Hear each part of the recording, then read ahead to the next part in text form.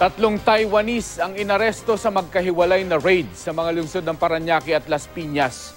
Ang dalawa natimbog sa isang bahay kung saan nakuha ang mahigit 1.2 bilyong pisong halaga ng shabu. Ang isa naman nasa kote sa isang bahay na ginawang imbakan ng mga sangkap sa paggawa ng iligal na droga. Makibalita tayo kay Michael Sison. Ilang plastic container na naglalaman ng tila kaluluto pa lang na shabu ang tumambad sa mga otoridad ng salakayin ng isang bungalow type na bahay sa isang exclusive subdivision sa Las Piñas. Ang bahay nasa tabi pa mismo ng guardhouse ng subdivision. This one is the pure, siguro abot mga 90% ito. Nakaluto pa lang ito? Hindi, ito na mismo. Ito na mismo yung i-distribute nila. Inaresto sa operasyon ang mga Taiwanese na sina Xia Mingchai at Coach Wan Cheng.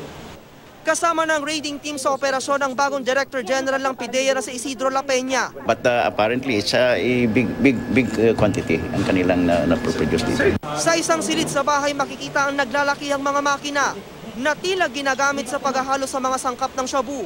Sako-sako rin ang mga raw chemical materials ang nakita sa iba pang kwarto. Ayon sa PIDEA, aabot sa 347 kilo ng shabu na nagkakahalaga ng 1.7 billion pesos ang nasabat nila sa naturang raid. Sumugod din ang PIDEA sa isa pang bahay sa isa ring exclusive subdivision sa Parañaque City, kung saan daw iniimbak ang mga panggawa ng shabu.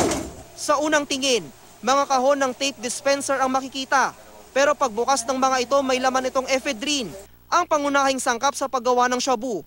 Ayon sa PIDEA, 24 na kahon ng ephedrine na may timbang na 240 kilo ang nakuha sa naturang bahay. Inaresto sa operasyon ang Taiwanese na si Chan Minglin. Ayon sa mga otoridad, kasamahan umano siya ng dalawang inaresto sa shabu lab sa katabing lungsod ng Las Piñas.